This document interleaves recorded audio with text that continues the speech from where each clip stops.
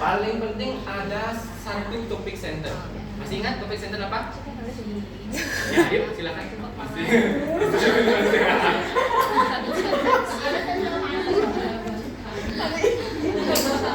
Ada satu topik center. Ingat, paragraf itu hanya satu topik center. Jadi satu hal yang kalian ngomongin dalam satu paragraf. Jangan ngomongin banyak hal di satu paragraf, tapi satu hal yang diomongin. Sudah join mata kuliah writing? Nah, topik center itu strukturnya gimana? Kalimat Struktur topik center itu punya struktur loh, bukan hanya ini topik center gitu. Bukan. Buat aja nih, ini topik center bukan. Ada strukturnya. Gimana struktur topik center? Ada di belakang, ada di depan. apa ya namanya? Satu paragraf. Satu paragraf cuman ada satu topik sentence. Ya, satu paragraf itu hanya satu topik sentence, satu hal yang dibicarakan. Tapi topik sentence itu punya strukturnya. Gimana struktur topik sentence? Taruh SPUK. Nah, itu struktur kalimat. Topik sentence itu strukturnya ada. Ini topiknya. Ini controlling. Ada Jadi ini topiknya. supporting ini. Topik sentence ini bukan supporting sentence. Paragraf itu terdiri dari dua jenis apa namanya? Paragraf. Kalimat. Bukan dua jenisnya ya. Topik sentence sama supporting sentences itu paragraf. Tapi untuk membuat topik sentence kalian punya dua struktur lagi. Namanya topik dan controlling idea. Topik itu apa yang kalian bicarakan. Controlling idea itu tentang apa yang dibicarakan terkait topik.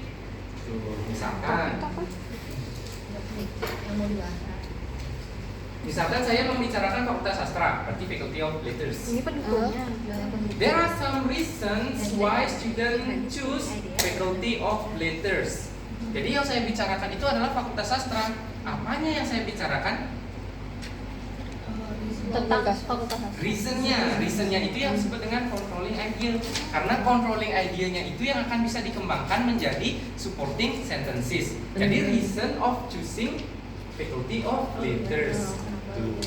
Kamu ajar writing jadinya. Nanti buka materi itulah.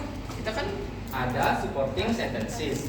Topik sentence itu punya topik, hal yang dibicarakan. Kemudian controlling idea adalah tentang apa topik yang dibicarakan itu. Contohnya yang sederhana tadi. There are some reason why student choose Faculty of Letters. Jadi kita ngomongin Faculty of Letters. Yang menjadi controllingnya adalah reasonnya, karena reason akan menjadi supporting sentences. Reason 1 apa, reason 2 apa, 3 apa, 4 apa gitu. Supportingnya. Kemudian topik sentence itu bisa ada research background. Ini apa sih research background itu? Jadi apakah asal punya ide ditulis itu jadi research background atau ada hal spesifik? Nah, silakan dibaca, disimpulkan sendiri dulu. Kita akan lanjut. Alasan yang mendukung kenapa harus topik itu. Latar belakang. Kalau susah untuk riset, coba pikirkan pasangan kalian, pacar kalian. Apa yang melatar belakangi kalian pacaran sama? Ada. Kalau pacar gimana? Apa yang melatar belakangi Anda Jomblo. Takdir. Selain memikirkan skripsi, Topiknya tuh gini, emang gak laku ya. kan riset kan dia. Jadi apa yang melatar belakangi itu yang disebut dengan latar belakang. Oke. Menulis latar belakang riset itu tidak apa namanya ya? Bukan hal yang mudah ya. Background riset apa riset? Ini yang harus kalian tulis. Identify the research problem. Jadi selalu awali paragraf dari research background kalian itu dengan mengidentifikasi research problem yang kalian akan pecahkan. Masalahnya harus penting dan berhubungan dengan topik yang kalian angkat. Misalkan ini yang ambil sosio, misalkan ini bahasa Indonesia aja ya.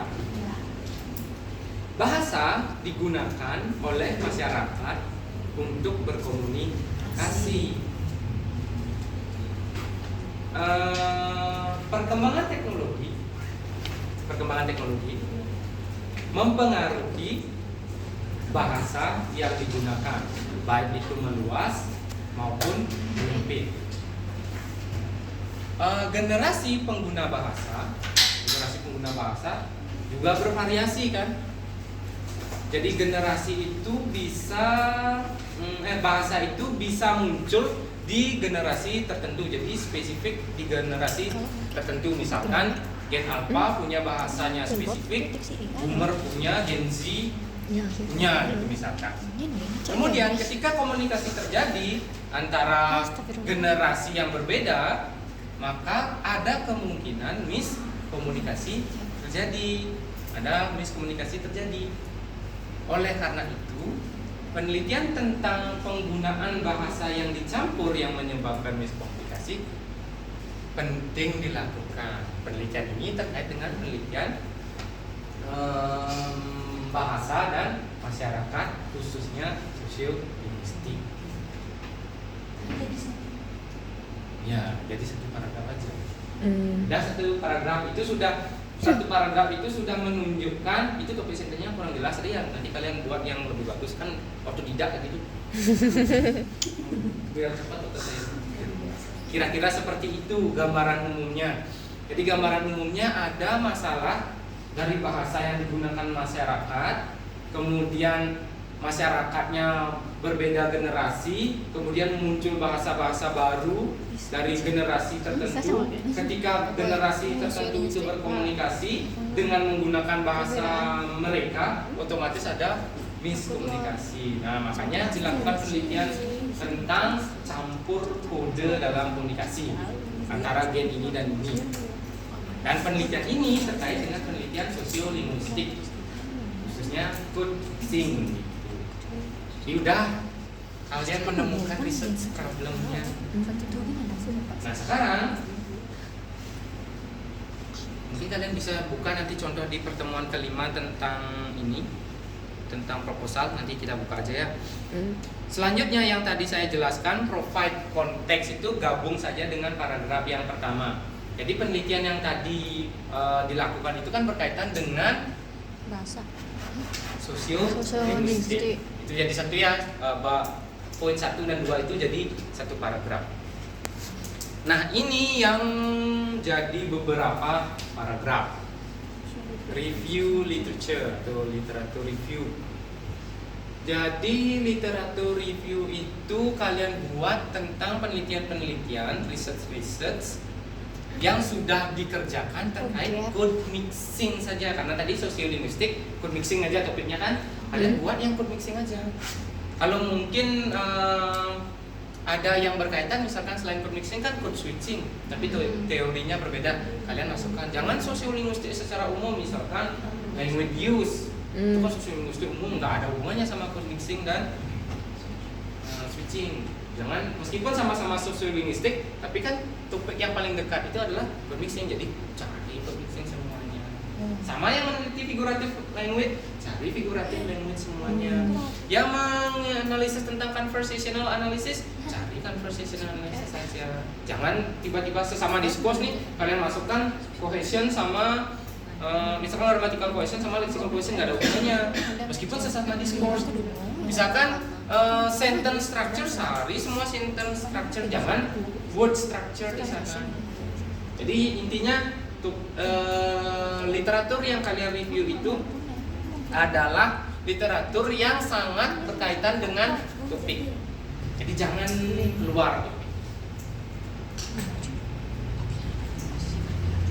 Dan literatur review ini tidak harus ditulis dalam satu paragraf, karena bisa ditulis dalam beberapa paragraf, tergantung kalian menemukan kesamaannya di mana. Misalkan yang tadi code mixing, kita lanjutkan aja contohnya. Misalkan code mixing itu sudah diteliti 30 kali. Nah, 10 penelitian pertama itu code mixing yang diteliti di dunia pendidikan, di kelas. Misalkan, jadi dosennya code mixing, mahasiswa code mixing, itu penelitian pertama. Meskipun banyak kan code mixing, tapi topiknya sama kan, ruang lingkupnya sama di kelas. Kemudian yang kedua, code mixing yang diteliti di masyarakat umum. Jadi ada satu kesamaan dari semua penelitian itu, yaitu masyarakat umum. Objeknya yang diteliti masyarakat umum, tapi hasilnya beda-beda kan. Ada juga yang sama, nggak masalah. Kemudian yang 10 terakhir itu code mixing yang dianalisis di sosial media. Jadi ruang lingkupnya sama sosial media, mau itu Instagram, Facebook, TikTok, YouTube, Thread itu apa ya? Ini ya aplikasi. Saya baca saja apa ini. Nah, sama ruang lingkupnya. Jadi kalian bisa buat 3 paragraf untuk literatur review. Ini masing-masing 10 dengan ruang lingkup yang masing-masing sama, itu objeknya.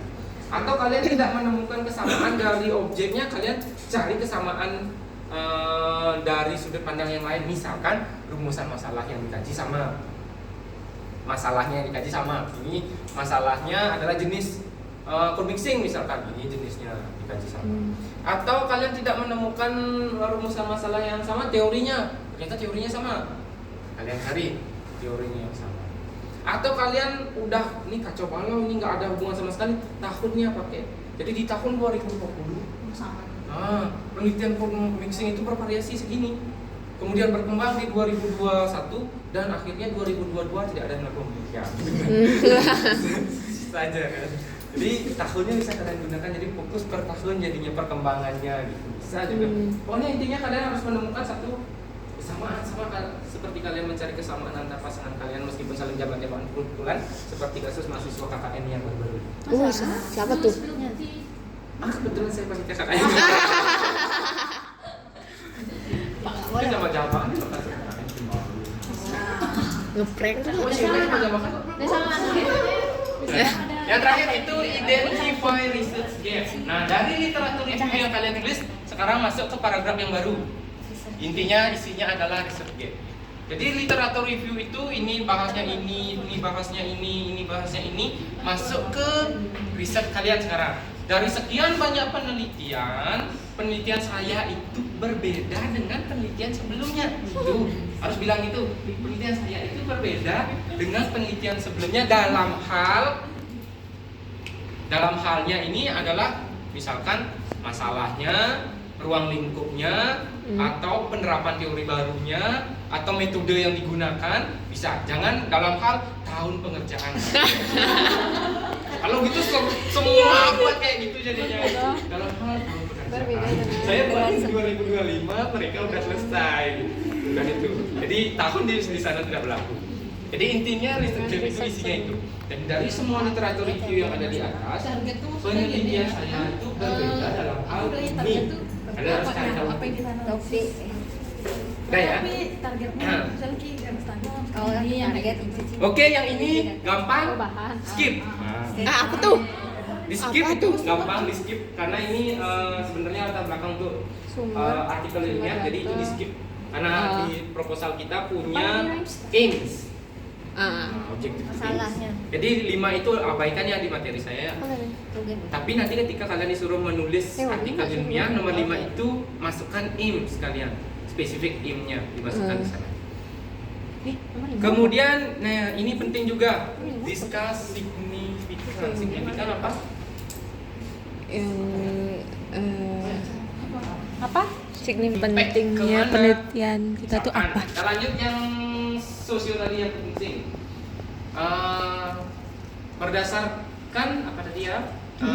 Gap-nya, kemudian kajiannya, dan trennya penelitian code mixing. Penelitian code mixing ini berperan penting untuk masyarakat. Masyarakat harus mengetahui bahwa bahasa itu terus berkembang. Masyarakat harus memahami bahwa penggunaan bahasa yang monolingual itu sudah mulai bergeser. Kan sudah mulai bergeser. Apakah saya selalu ngomong bahasa Indonesia? Meskipun saya berbicara tadi, apakah saya selalu ngomong bahasa Indonesia? Apakah itu satu bahasa? Ngomong bahasa Indonesia itu udah 2 bahasa yang berbeda. Satu bahasa Indonesia formal, satunya yang informal kan ngomong di sana. Itu aja kita sudah tidak bisa konsisten kan sebenarnya, karena kita hanya tahu langsung aja itu aja bisa jadi itu penelitian. Kelihatannya enggak, Nggak berbeda kan? Kelihatannya nggak berbeda kan? Kalian paham itu, oh ini bahasa Indonesia. Tapi kalau kalian lihat lebih detail itu, Beda. iya, situasinya, kan bapak ini, bapak ini ada formal, ada informal gitu. Itu aja sudah berbeda. Kesuang nih. Kemudian apakah ada dampaknya? Ini bukan polisi ya, kebijakan. Apakah ada kebijakan? Jadi penelitian kalian ini merekomendasikan kebijakan untuk mempertahankan bahasa lokal, misalkan karena mixing ini bahasa Bali dengan dicampur dengan bahasa Inggris gitu. Jadi lama-lama bahasa Bali ini akan ditinggalkan. Nah, jadi ada dampak ke aturan. Misalkan nih, kalian cari tahu. Ada manfaat praktisnya. Misalkan penelitian ini dapat memberikan manfaat praktis. Jadi dalam berkomunikasi sekarang di zaman sekarang ini, baik itu di kondisi formal informal, penggunaan bahasa formal informal itu sudah tidak terikat dengan di mana siapa yang berbicara dan kondisinya apa gitu misalkan. Jadi itu jadi praktis. Jadi mau ngomong informal di kondisi formal pun masih berterima di masyarakat gitu, karena masyarakatnya juga tidak tahu itu formal atau informal.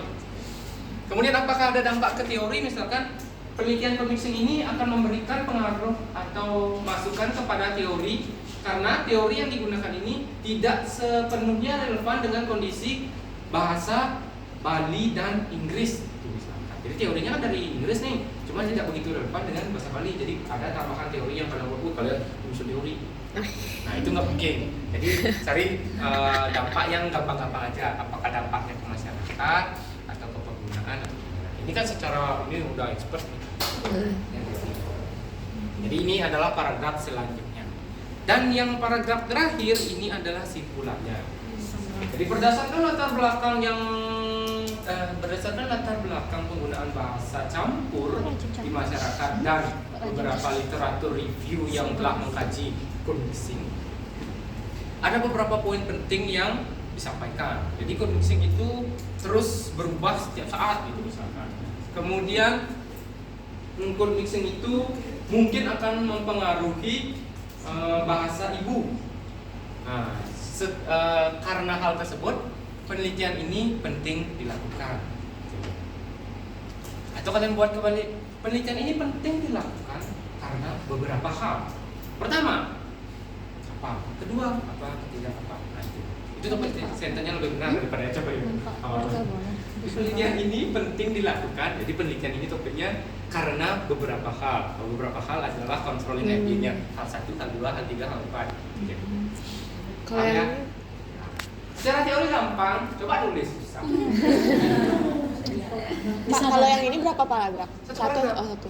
Yang semuanya itu satu paragraf kecuali literatur review. Literatur review itu bisa sampai 4 paragraf, 5 paragraf. Itu banyak.